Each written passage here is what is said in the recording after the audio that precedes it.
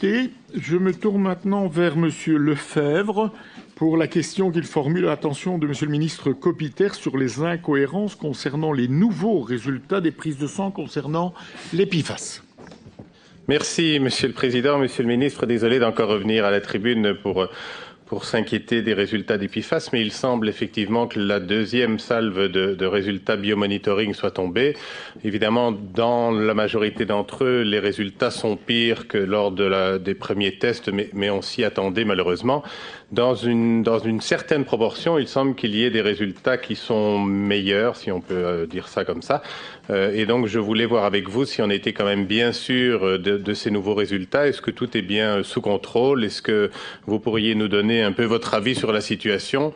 Est-ce que vous pourriez aussi nous dire ce qui va se passer dans l'avenir maintenant? Qu'est-ce qui va être pris en charge par le gouvernement quant au futur de toutes ces personnes qui ont été contaminées? Est-ce qu'on va élargir les périmètres? Et alors peut-être, parce que je m'en voudrais de ne pas à nouveau faire référence à l'ICEP, dans les débats budgétaires, je vous avais demandé si on pouvait augmenter les budgets de l'ICEP pour justement faire en sorte qu'ils aient des équipes assez nombreuses pour faire le suivi de ce genre de problématiques.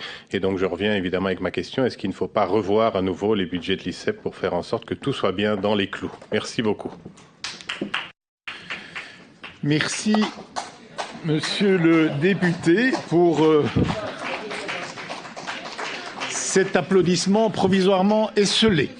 Monsieur Copiter, vous avez la parole. Merci, Monsieur le Président. Merci, Monsieur le député. Je vous sais très sensible à cette problématique des PFAS. Et c'est très bien de rappeler ça. Donc concrètement, je vous rappelle que lors de la première salve de biomonitoring, il y a eu une sous-évaluation des dosages sanguins PFAS dû à une hémolyse, dû à un problème de conservation des tubes, dû au laboratoire en charge de ce marché. Et donc on a relancé cette seconde campagne il y a quelques semaines. Alors qu'est-ce qu'on observe en fait? C'est que malheureusement, comme vous le dites, et c'était logique puisqu'il y avait une sous-évaluation au départ, que la majorité des prises de sang montrent des taux de PFAS plus élevés pour la majorité des citoyennes et des citoyens qui ont refait ce biomonitoring. Et pour 5 à 10% d'entre eux, en fait, ça a diminué. Ben oui, c'est comme ça, c'est la variabilité individuelle par rapport, je dirais, à des prises de sang qu'on fait. Et tant mieux pour ces citoyennes et ces citoyens. Vous vous souvenez que j'aurais pu utiliser un facteur correctif, c'est-à-dire imposer à toutes les premières prises de sang sous-évaluées un facteur de correction qui aurait donné une moyenne, je dirais, renforcée, donc à la hausse pour toute la population. C'est pas le choix qu'on a fait. On a dit on réinvestit dans des prises de sang individuelles parce qu'on connaît cette problématique de variabilité. Donc je vous rassure que toutes les prises de sang ont bien montré malheureusement cette augmentation et puis cette variabilité à la baisse pour certains. La suite, c'est bien sûr d'envisager des prises de sang pour celles et ceux qui habitent dans ces zones d'intervention, ces zones à risque qui n'ont pas participé au biomonitoring. Et pour ça, je dois présenter devant le gouvernement wallon un plan de financement de ces prises de sang complémentaires dès le début 2025. Et pour l'ICEP, je vous l'ai déjà expliqué, l'ICEP est financé par des financements de projets spécifiques. Si on estime à un moment donné que par rapport à ce rôle de suivi, de monitoring pour les PFAS, ils n'ont pas assez de ressources, on pourra éventuellement proposer, je dirais, des projets complémentaires. Ça ne fait pas partie de leur convention de base, c'est par projet qu'ils sont bien financés. Je vous remercie. Merci, Monsieur le Ministre.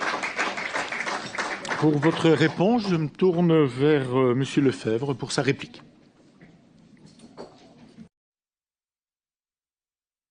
Oui, désolé, j'ai omis de vous inviter toutes et tous à rebadger si vous prenez la parole de votre banc pour les interventions de cet après-midi. Excusez-moi, Monsieur le Président. Merci, Monsieur le Ministre, pour ces informations. C'est effectivement important et je pense qu'il faut continuer à communiquer de manière très claire sur le sujet.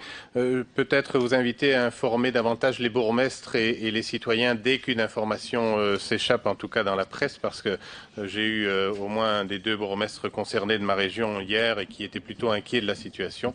Et donc je pense que c'est sain de pouvoir informer tout le monde dès qu'une information fuite. Et pour l'ICEP, je suis plutôt heureux de voir que vous ne fermez pas la porte à un refinancement sur ce projet. Merci beaucoup.